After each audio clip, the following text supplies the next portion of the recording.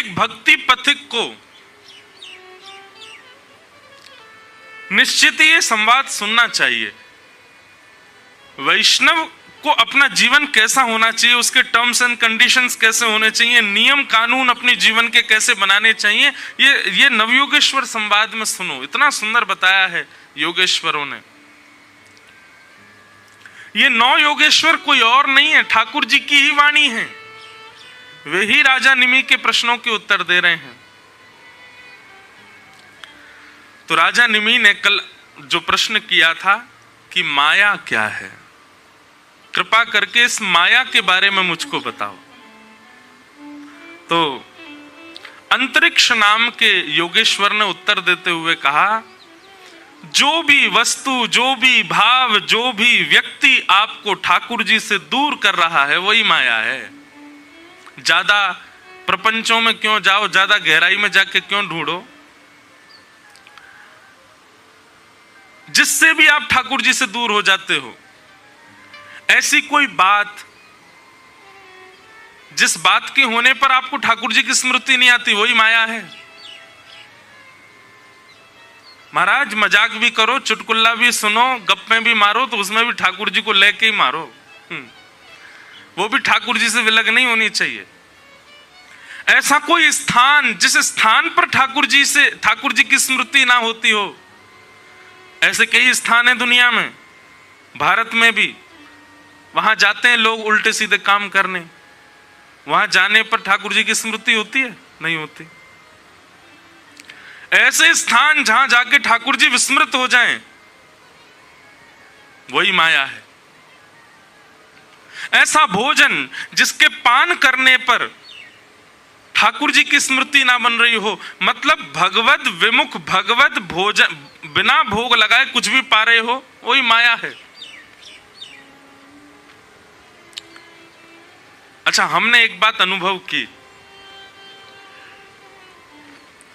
आप कहो किसी को कि आप कहां जा रहे हो, बोले गोवा जा रहे हैं, तो सामने वाले व्यक्ति के मन में क्या आएगा? गोवा जा रहा है, क्या करने जा रहा होगा? वो दुनिया भर की बातें सोच लेगा। हम कहें कि हम गोवा जा रहे हैं तो क्या होगा? आदमी सोचेगा अच्छा गोवा जा रहे हो, पर हम गोवा में भी कथा करके आए हैं। गोवा में भी उन समुद्र के किनारे पर जहां पर सब उल्टे सीधे काम करते हैं, वहां बैठ के सुबह 5 बजे हमने कथा सुनाई। गोवा तो नहीं था, थोड़ा गोवा से दूर था। बड़े आनंद आए। वहां पे आसपास में ऐसे रिजॉर्ट थे, वहां पे तो रात भर वहां पे गाने चलते थे। हम लोग सो जाते थे, जल्दी सुबह उठना होता था। उन लोगों का सोने का समय होता था, हमारा कीर्तन शुरू होता। तो कीर्तन की आवाज आती, कभी कभी खिड़की में से झांक के देखते, यार ये गोवा में आके कीर्तन कर रहा है, ये यहां आके कथा सुना रहा है। तीर्थी कुर्वन्ति तीर्थानि, श्रीमद् भागवत कहती हैं कि जब वैष्णव पूर्ण रूपेण अंतस्थ से वैष्णव हो जाता है, तो वो किसी भी स्थान पर चला जाए, वहां पे ठाकुर जी की स्मृति अपने आप घूमने लग जाती है। हम तो कहते हैं अपने आप को ऐसा बनाओ कि आप पर स्थान का प्रभाव ना हो, आपका प्रभाव स्थान पर हो। व्यक्ति का प्रभाव आप पर ना हो, आपका प्रभाव व्यक्ति पर हो। भोजन का प्रभाव आप पर ना हो, आपका प्रभाव भोजन परोसने वाले पर हो। और यही भक्ति का स्वरूप है। वो कैसी भक्ति जो स्थान पर जाके परिवर्तित हो जाए, व्यक्ति से मिलके परिवर्तित हो जाए। कई लोग कहते हैं हम पहले बहुत भजन करते थे महाराज जी, ब्याह होने के बाद पत्नी ऐसी आई, अब भजन छूट गया। नहीं, तुम्हारा भजन पहले भी नहीं था। अगर होता तो चाहे दुनिया इधर उधर हो जाती, तुम्हारा भजन नहीं छूटता। पहले हमारा बहुत भजन था, पर जब से बंबई चले गए, पहले वहां रहते थे गांव में, वहां भजन हो जाता था, बंबई आते भजन छूट गया। इसका मतलब क्या है? तुम्हारा पहले ही भजन नहीं था, इसलिए बंबई और ये गोवा हो गए, ऑस्ट्रेलिया हो गए, कनाडा, अमेरिका, इनसे प्रभाव थोड़ी पड़ता है भजन पर।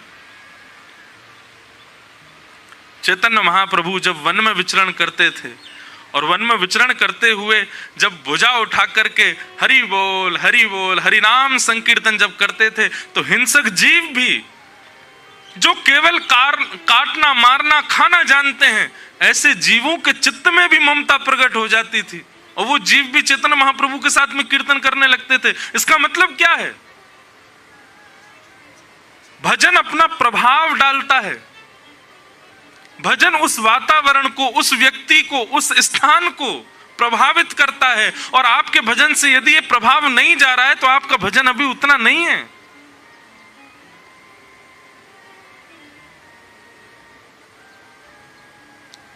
ये अनुभव करो।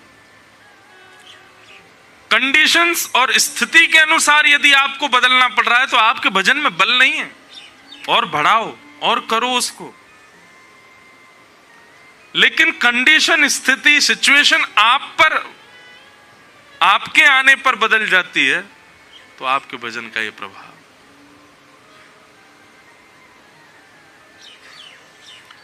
तो माया क्या है?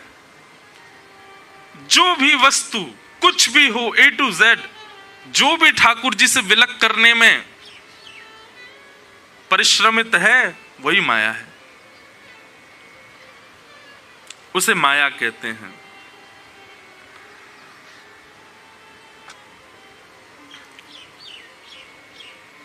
तब राजा निमि ने प्रश्न किया, यथैतामैश्वरीं मायां दुस्तराम कृतात्मभिः तरन्त्यञ्जन स्थूल धियो महर्षः इदमुच्यताम्। महाराज, ये माया तो बड़ी भयानक होती है। इस माया में फंसने वाला तो फिर कभी इस माया से नहीं बच पाता। कृपा करके नाथ मुझ पर अनुग्रह करके जरा ये तो बताइए, इस माया से बचने का कोई साधन है, कोई तरीका है, कोई उपाय है? अच्छा, एक बात कभी कभी मन में विचार आती है, संसार में कितना भी बड़ा पाप हो, संसार में कितने भी गलत काम हो, संसार में कितने भी बंधन हो, पर ऐसा हो नहीं सकता कि सबसे मुक्त होने का कोई उपाय ना हो। ऐसी कोई क्रिया नहीं संसार में कि वो आपने कर दी और उससे आप बच ना सको, उससे मुक्त ना हो सको। शास्त्रों में सबका निदान बताया गया है। केवल एक अपराध से बचने का निदान नहीं है तो उससे भी बचने का निदान, पर उस अपराध से ठाकुर जी भी नहीं चाहते कि आप बचो। वो अपराध लगे तो ठाकुर जी को भी लगता है कि दंड मिलना चाहिए, और वो है वैष्णव अपराध। किसी भक्त का अपराध, किसी वैष्णव का अपराध। अच्छा, एक बात सुनिए, वैष्णव अपराध का मतलब एक भाव तो हम ये रखते हैं कि किसी अन्य वैष्णव को, किसी अन्य भक्त की भक्ति का मजाक उड़ाना या उससे गलत सलत बोलना या उसका अपमान कर देना, यह तो वैष्णव अपराध है ही। इसके साथ साथ एक वैष्णव अपराध और सुनो, वैष्णव वेश धारण करना, वैष्णव रूप में रहना, वैष्णव स्थिति में रहना, और उसके बाद भी वैष्णवों के नियमों का पालन ना करना, यह भी वैष्णव अपराध है। आपने स्वरूप धारण किया है, आपने कंठी धारण किया, आपने तिलक धारण किया है, आपने गुरु दीक्षा ली है, आपने नाम मंत्र लिया है, लेकिन उसके बाद भी आप विधि का पालन नहीं करते, तो यह भी वैष्णव अपराध है।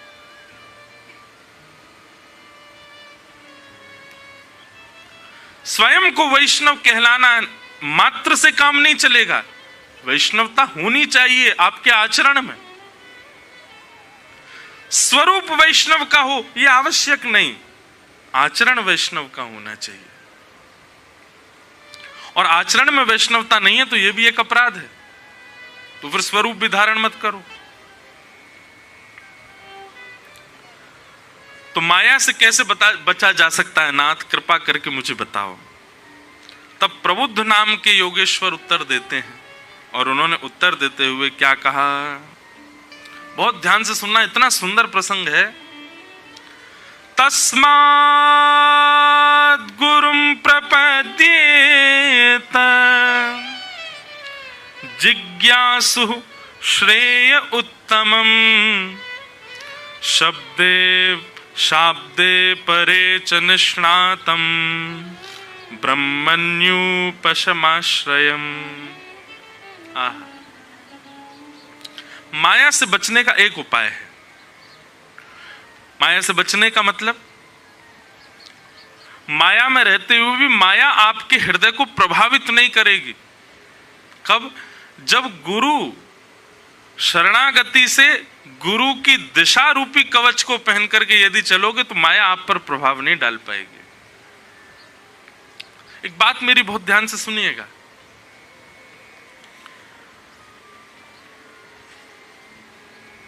गुरु का गुरुत्व कैसा भी हो, आपके शिष्यत्व में बल होना चाहिए। और शिष्यत्व क्या है? गुरु के वचन अटल कर मानो, साधु समागम कीजे, मन रे कृष्ण नाम कह लीजिए। सूरदास जी कहते हैं, गुरु के वचन सत्य कर मानो, साधु समागम कीजे। गुरु के वचन सत्य कर मानो, साधु समागम कीजे।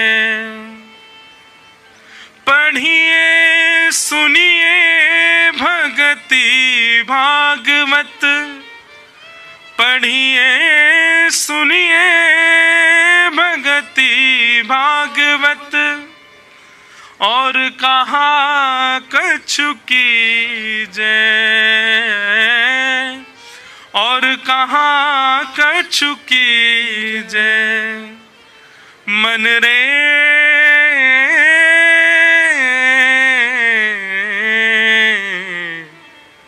कृष्ण नाम कह लीजे, राम नाम कह लीजे। एक बार करके देखिए। जिसकी वाणी से कृष्ण प्रिय लगते हैं उसकी वाणी पर अटूट विश्वास करके देखिए। वो जो कहे उस पर नेत्र बंद करके चल के देखिए। बंधुओं, जब व्यक्ति गुरु आज्ञा पालन करने लगता है, गुरु के वचन के प्रति पूर्ण निष्ठा रखता है, ठाकुर जी की जिम्मेवारी बन जाती है उसकी रक्षा करना। फिर चाहे गुरु कैसा भी हो, उसकी आज्ञा का पालन करने का जो दृढ़ संकल्प अपने मन में लेता है, ठाकुर जी भी संकल्पित हो जाते हैं, अब इसकी रक्षा का दायित्व मेरा है। क्यों? इसने अपने गुरु पर विश्वास किया है।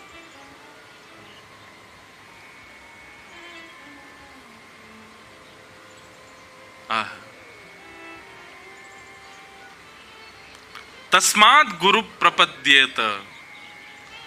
गुरु यदि जीवन में आ गए तो निश्चित है माया से आप बचे रहोगे। माया में रहते हुए भी माया का प्रभाव आपके ऊपर नहीं होगा। एक प्रकार से ये समझ लीजिए, गुरु कौन? बोले रेनकोट है, कितनी बरसा कर लो गीले नहीं होगे।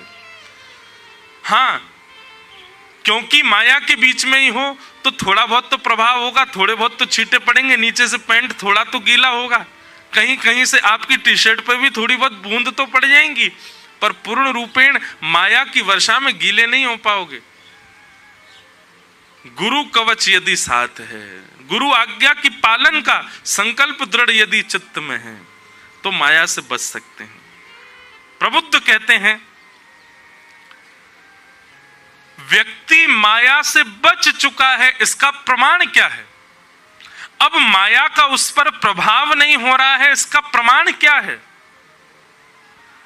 तब कहते हैं कि वो अपनी सब वस्तु, अपना सब कुछ ठाकुर जी पर न्योछावर कर दे। पुत्र भी आपका, पत्नी भी आपकी, घर भी आपका, सब कुछ आपका है। नाथ, मेरा कुछ भी नहीं है, मैं भी आपका ही हूं। अच्छा हूं या बुरा हूं, जैसा भी हूं तुम्हारा। अच्छा हूं या बुरा हूं, जय ठुकराओ ना मुझे अब, ठुकराओ ना मुझे अब, चरणों में सर झुकाऊं हे प्रभु मुझे बता दो, चरणों में कैसे आऊं, हे प्रभु मुझे बता दो। सूरदास जी कहते हैं, जैसे राखो तैसे रहूं, जैसे राखो तैसे रहूं, जानत हो सुख दुख सब जन के, मुख से कछु न कहूं, जैसे राखो तैसे रहूं।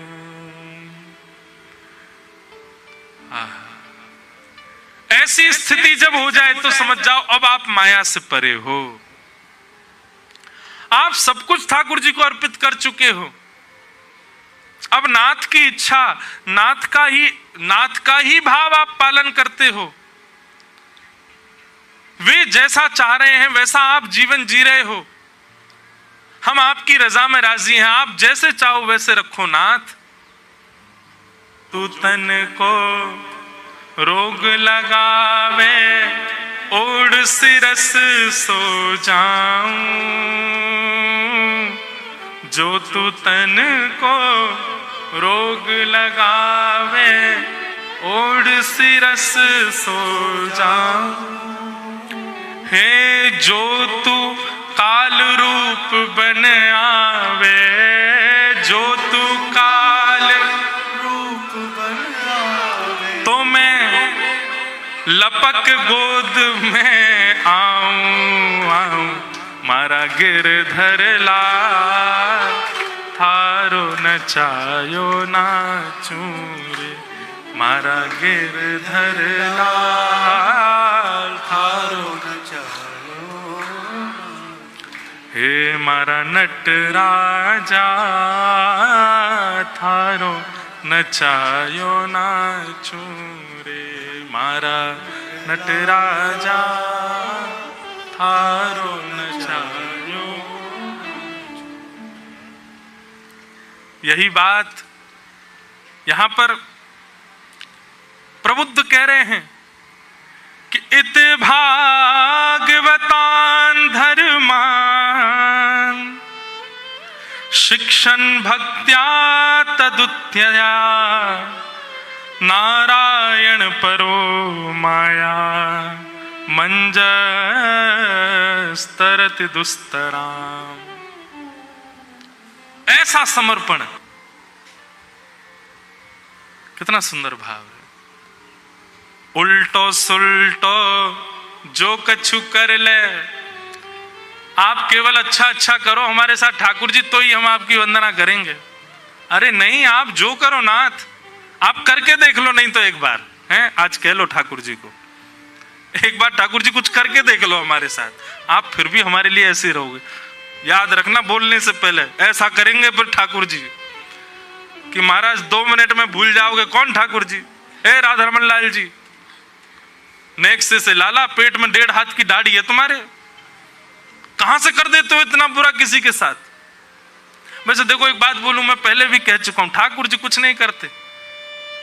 इतना बड़ा ब्रह्मांड है और ऐसे करोड़ों ब्रह्मांड ठाकुर जी के एक एक रोए में, इतना ठाकुर जी समय कि वो यूं सोचे मुझे इंद्रेश के साथ जे करना है, कभी नहीं।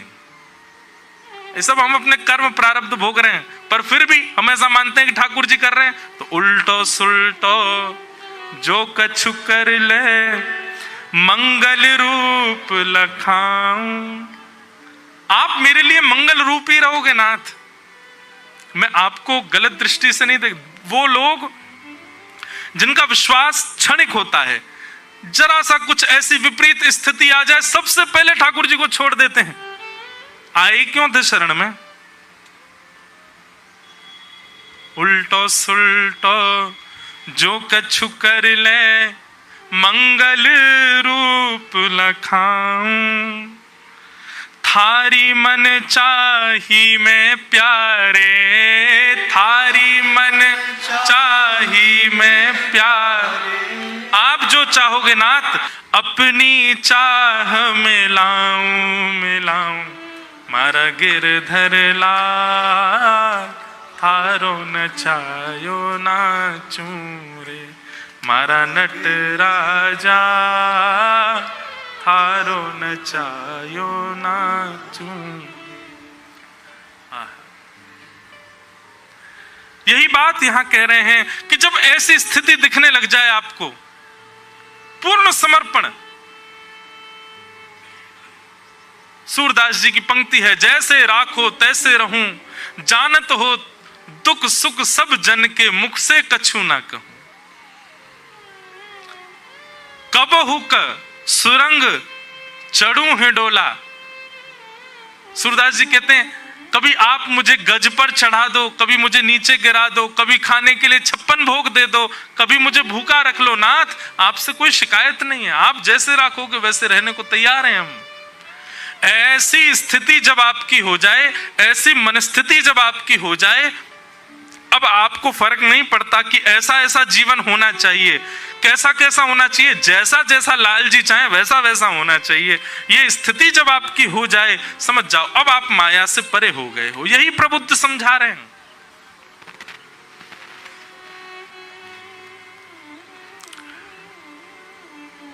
तो माया से बचने का उपाय क्या है? सबसे पहले तस्माद् गुरुम प्रपद्येत, गुरु कृपा करेंगे तो माया से बचा जा सकता है। निमि ने प्रश्न किया, गुरु का रूप कैसा होता है? तो 3 गुण जिसमें हो वो गुरु श्रेष्ठ है।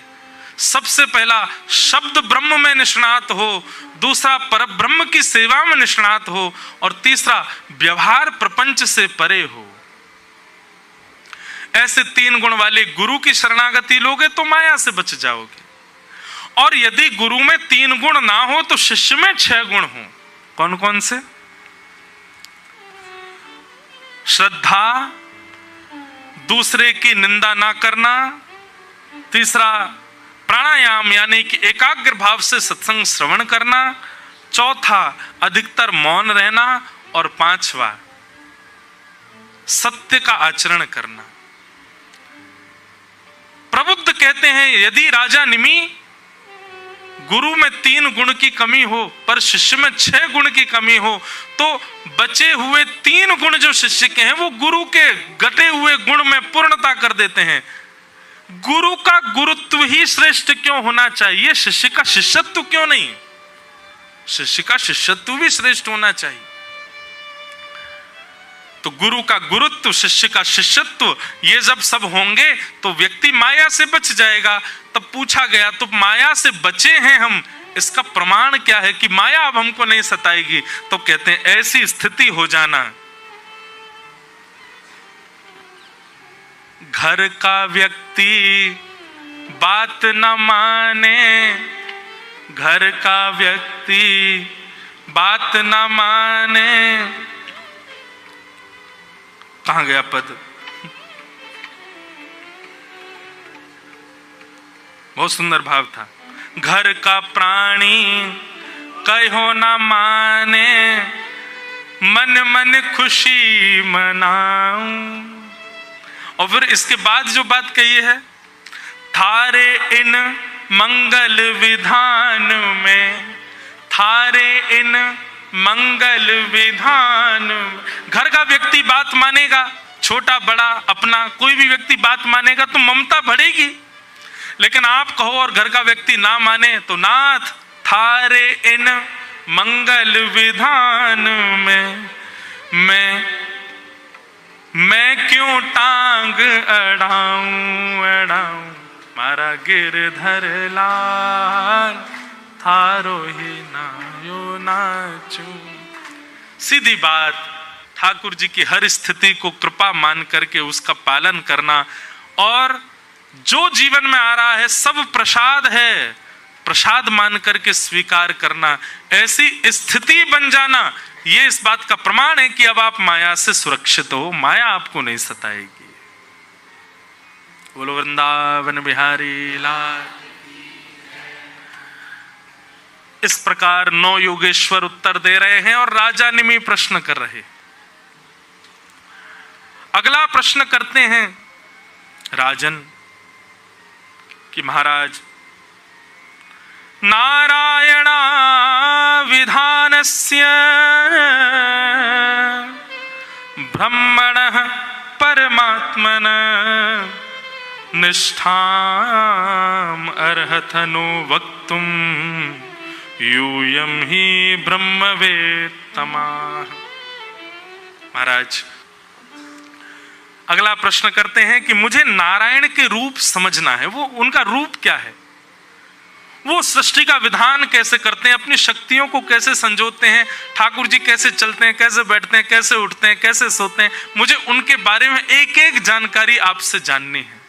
नारायण कौन है, कैसे हैं, क्या है, उनका मन क्या होता है, उनके भाव क्या होते हैं, उनकी बुद्धि कैसे चलती, वो बोलते कैसे हैं, उनकी पूरी जानकारी आप मुझको प्रदान करो।